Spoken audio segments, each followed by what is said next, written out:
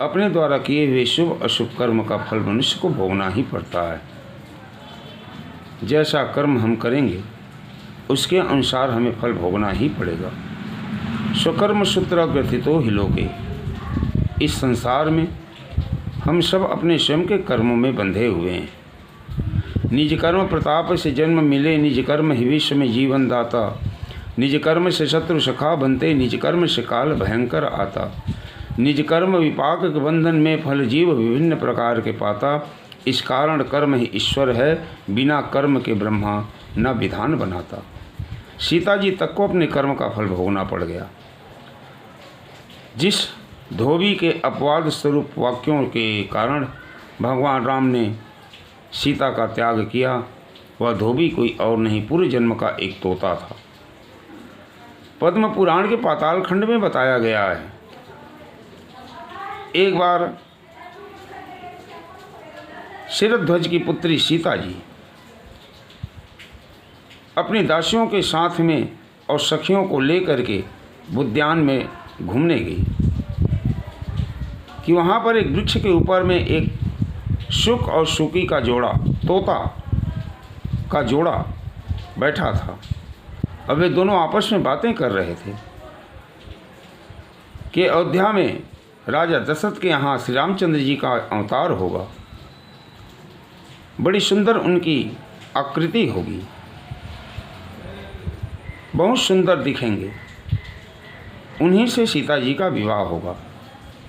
11,000 वर्ष तक इस पृथ्वी पर राज्य करने के बाद वे अपने धाम को चले जाएंगे। इस बात को सीता जी ने सुन लिया तो सीता जी ने अपनी सखियों से उस तोता की जोड़ा को, सुक और सुकी को पकड़वाया और सुकी को अपने हाथ में ले करके वह उससे कहने लगी कि तू कैसे जानती है, क्योंकि सीता तो मैं ही हूँ। तो सुकी ने कहा कि वाल्मीकि नाम के एक प्रसिद्ध महर्षि हुए हैं, उन्होंने रामायण ग्रंथ की रचना की है, उसमें सारी बात बताई गई है। और सुकी ने बहुत सी बातें बताई। तो सीता जी ने विचार किया कि जब तक ये बातें सत्य ना होगी मैं इस सुकी को नहीं छोड़ूंगी, और उसने उसे पकड़ करके ले जाने लगी। उसके पति सुक ने कहा, तोता ने,